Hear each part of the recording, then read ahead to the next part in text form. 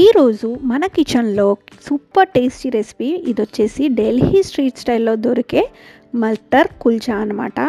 అది as it ఈస్గా మనకి అక్కడ దొరికే మటర్ కానీ కుల్చా కానీ ఆ ప్రాసెస్ అనేది చాలా టేస్టీగా ఉంటాయి.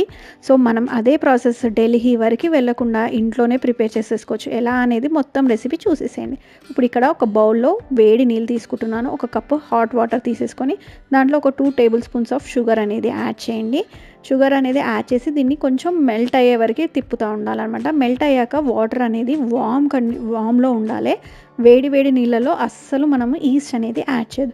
ఇక్కడ నేను ఇన్స్టంట్ ఈస్ట్ తీసుకున్నాను, ఒక 2 టీ స్పూన్స్. దాన్ని వేసేసి ఒక 10 మినిట్స్ పాటు మూత మూసేసి పక్కకు పెట్టేస్తే సరిపోతుంది. 10 మినిట్స్లో చూసారు కదా ఇలా రావాలన్నమాట. లేదంటే మీరు ఇక్కడే ప్రాసెస్ స్టాప్ చేసేసేయచ్చు. ఇప్పుడు నేను ఇక్కడ 1 కప్ మైదా ఇంకా వీట్ ఫ్లోర్ గోధుమ పిండి 2 తీసుకుంటున్నాను. బయట మనకు మాత్రం మొత్తం మైదాతోటే చేస్తారు. మీరు కావాలంటే టోటల్ మైదా కూడా తీసుకోవచ్చు. సాల్ట్ ఇక్కడ ఒక 1 టీ స్పూన్ ఆఫ్ సాల్ట్ అనేది యాడ్ చేసేసి ఇప్పుడు మనం ఇది పెట్టుకున్నాం కదా ఈస్ట్ వాటర్ అనేది అదంతా కూడా దీంట్లో యాడ్ చేసేసి మంచిగా మిక్స్ చేసేసుకోవాలి. ఇది వచ్చేసి కొంచెం మనకి డౌ అనేది చాలా స్టిక్కీ ఉంటుంది స్టార్టింగ్లో.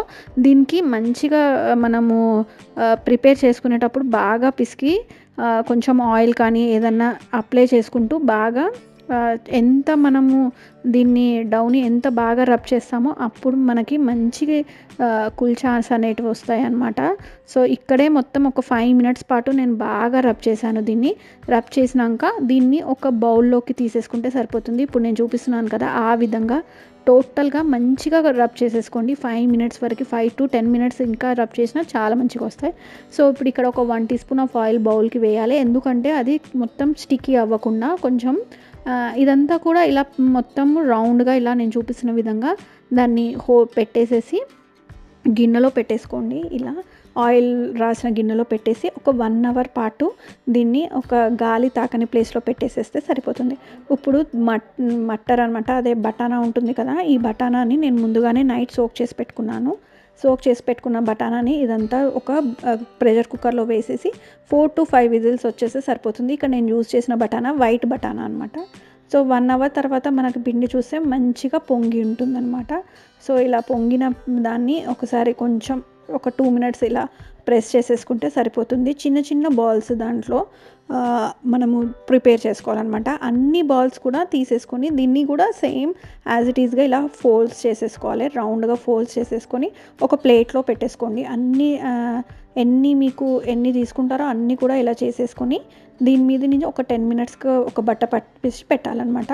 దీంట్లో ఇప్పుడు ఇక్కడ బటానా అనేది మంచిగా ఇట్లా ఉడికాలి.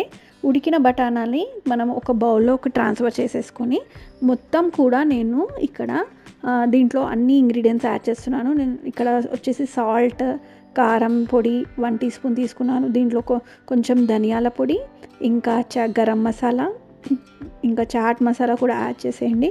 మంచి టేస్ట్ వస్తుందన్నమాట.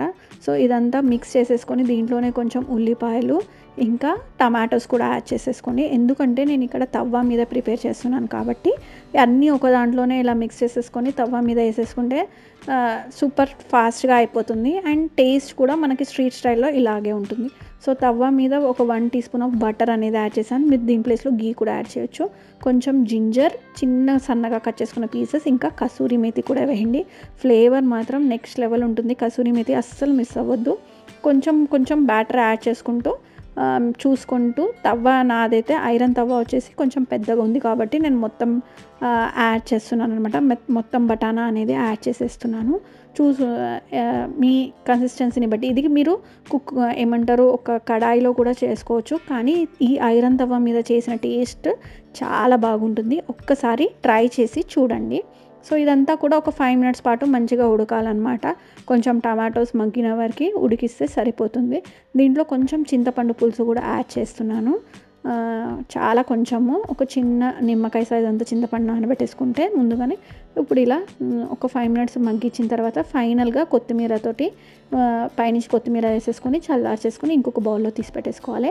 ఇప్పుడు ఇక్కడ నేను ఈ బాల్స్ని ఒక చిన్న సైజ్ బాల్ తీసేసుకొని కొంచెం ఫ్లోర్ ఉంటుంది కదా, ఏమంటారు, పిండిని ఇచ్చేసేసి ఇలా ప్రెస్ చేసుకోవాలి. ఇది వచ్చేసి ఓవెల్ షేప్లో ప్రెస్ చేయాలి.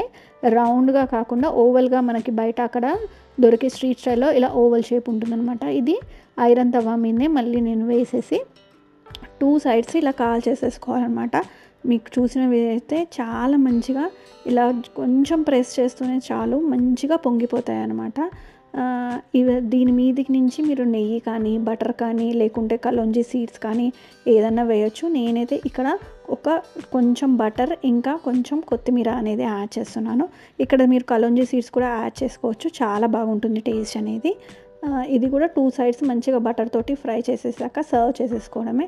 అంతే, చాలా సింపుల్గా ఈజీగా మనం ఇంట్లోనే కుల్చాస్ అనేది ప్రిపేర్ చేసేసుకోవచ్చు. మనకు బయట స్టోర్ బ్రాట్ కుల్చాస్ కూడా అమ్ముతారు, కానీ ఇలా ఇంట్లో ప్రిపేర్ చేసేసుకోండి. జస్ట్ 1 to 2 అవర్స్లో ఈజీగా రెడీ అయిపోతుంది. జస్ట్ సోక్ చేయడంలోనే టైం అంతా కూడా ఉంటుందన్నమాట. సో వీకెండ్స్ ఇలా ఒక్కసారి ప్రిపేర్ చేసేసుకొని తిన్నారంటే పిల్లలకు కూడా చాలా డిఫరెంట్గా ఉంటుంది. అండ్ ఎప్పుడు తినే బిర్యానీస్ రైసెస్ కాకుండా ఇలా ఒకసారి ట్రై చేయండి. నచ్చితే వీడియో కనుక లైక్ చేయండి, షేర్ చేయండి, సబ్స్క్రైబ్ టు డీవీ రెసిపీస్. మళ్ళీ నెక్స్ట్ ఫ్రైడే మళ్ళీ ఇంకో రెసిపీతో మీ ముందుకు వస్తాను. అప్పటి వరకు బాయ్ బాయ్.